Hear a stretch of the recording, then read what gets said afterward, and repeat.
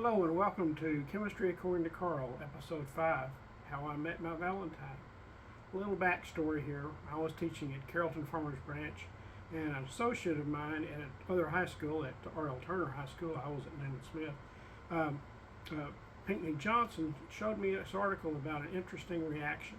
It's called the Briggs-Rauscher reaction. I'll show you that here in just a minute. And the next year when my student wanted to do a more involved project to do something good for the science fair, I gave it to him because it has a lot of potential to figure out how exactly the step-by-step mechanism of the reaction goes. Well, to cut through some of the details here, he wins first place in chemistry and a grand prize at the regional science fair.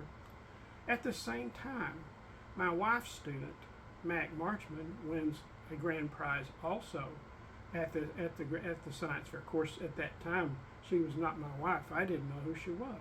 That's how I met my Valentine, was the Dallas Regional Science Fair. And they both went on to the International Science Fair. My student, Lon Boone, went twice, and the second time he won first in chemistry at the International Science Fair, explaining this reaction, which I'll show it to you in just a moment. Like I said a minute ago, this is called the Briggs-Rauscher reaction. And here are the ingredients here. I probably can't remember them in order from top to bottom. It's potassium iodate, malonic acid, manganese sulfate, sulfuric acid, hydrogen peroxide, and starch. I hope that's all of them. May not be in the same exact order as I have it on my sign here.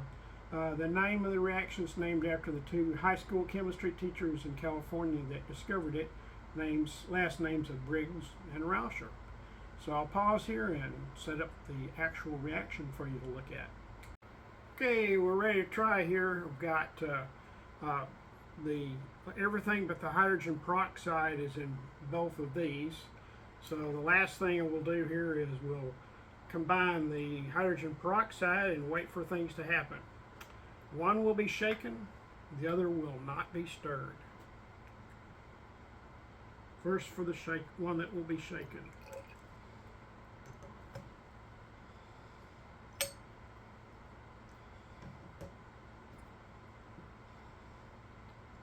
The one not stirred. Oh, already something happening there. Speed up, Karl.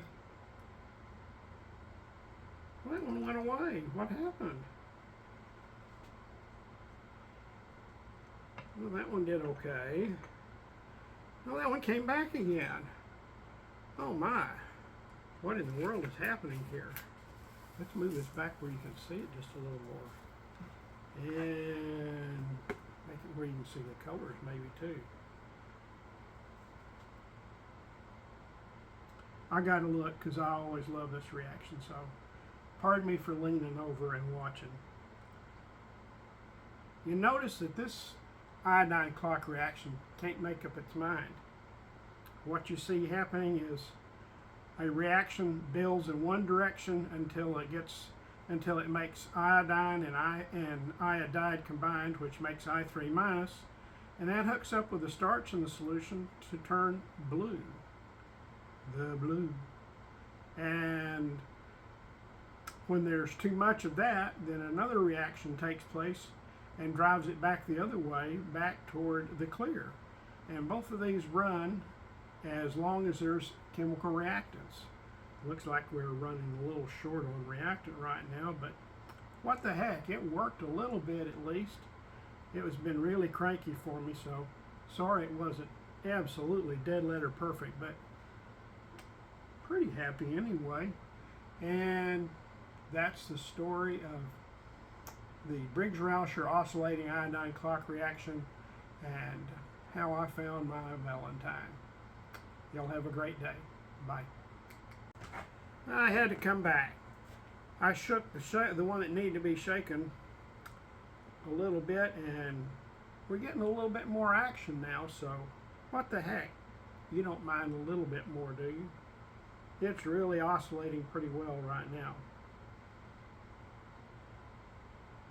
About that. Awesome, isn't it? Love this reaction. I'm going to break my rule and shake the one that wasn't shaken before. See if we can get it to do it too.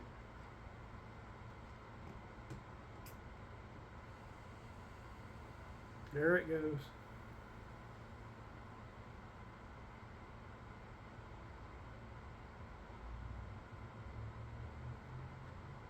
Pretty dang cool. One gets dark, the other one gets light. One gets dark, the other one gets light. I didn't know that was going to turn out that way, but I'll take it. This will continue for about 5 minutes, so we're not going to watch the whole time, but I'll sign off again with, this is the Briggs-Rauscher oscillating iodine clock reaction, and this reaction is largely responsible for how I did find my Valentine, Marilyn Wallace, who became my wife about a year later. Bye.